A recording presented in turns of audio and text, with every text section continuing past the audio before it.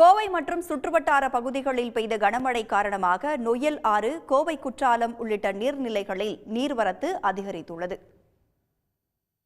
கோவை மற்றும் நீலகிரி மாவட்டங்களுக்கு கடந்த 2 நாட்களாக ரெட் அலர்ட் விடுக்கப்பட்டது. கோவை சிறுவாணி பகுதியில் பெய்த கனமழை காரணமாக நொய்யல் ஆற்றில் நீர்வரத்து அதிகரித்தது. இதனால் நல்லமண் தடுப்பணை நிரம்பி வழிந்தது மட்டுமின்றி அணைப்பாளையம் தரைமட்ட பாலம் நீரில் மூழ்கியுள்ளதால் போக்குவரத்து தடை செய்யப்பட்டது.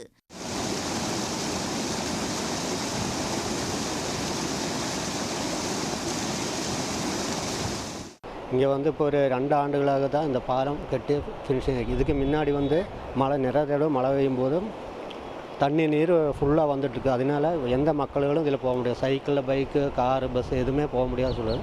ஒரு 6-6.5 கிலோமீட்டர் நாங்கள் இந்த அளவுக்கு தான் சுற்றி வரணும். எங்கே வெள்ளலூர் வரணுன்னாலே காமாட்சிபுரம் வழி தான் சுற்றி எங்களுக்கு அந்த வழியாக வந்துட்டாகும். இப்போ பாலம் கட்டினால எந்த வித பாதிப்பும் இல்லை. ஆனால் இப்போ எந்த மக்களும் இதில் இறங்குறதில்லை. போலீஸார் பாதுகாப்பு சொல்லிட்டு எல்லாம் போயிருக்காங்க. இதேபோல கோவை குற்றாலத்தில் காற்றாற்று வெள்ளம் கரை புரண்டு ஓடுவதால் சுற்றுலா பயணிகள் நீராட தடை விதிக்கப்பட்டுள்ளது.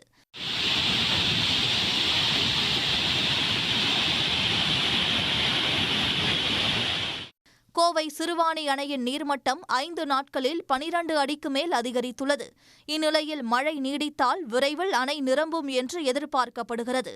கனமழை காரணமாக உதகை கல்லட்டி மலைப்பாதையில் 2 ராட்சச பாறைகள் உருண்டு விழுந்ததால் சாலை சேதமடைந்துள்ளது. இதனால் 10க்கும் மேற்பட்ட கிராமங்களுக்கான பேருந்து சேவை நிறுத்தப்பட்டுள்ளது. 14 மணி நேரமாக போக்குவரத்து பாதிக்கப்பட்ட நிலையில் சாலையில் ஏற்பட்டுள்ள பள்ளம் மற்றும் விரிசலை சீரமைக்கும் பணியில் அதிகாரிகள் ஈடுபட்டுள்ளனர்.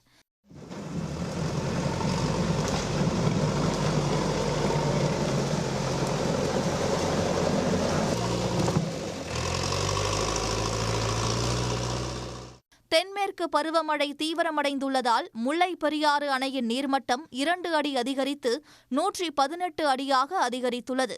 அணைக்கான நீர்வரத்து 1650 கன அடியில் இருந்து 5205 கன அடியாக உயர்ந்துள்ளது.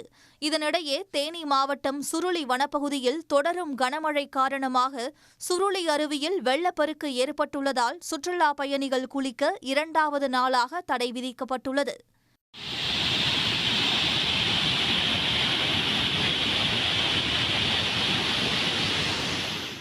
அவிநாசி மற்றும் சுற்றுவட்டார பகுதிகளில் காலை முதல் லேசான சாரல் மழை பெய்தது. உடனுக்குடன் செய்திகளை தெரிந்து கொள்ள சன் நியூஸ் பெல் ஐகானை கிளிக் பண்ணுங்க.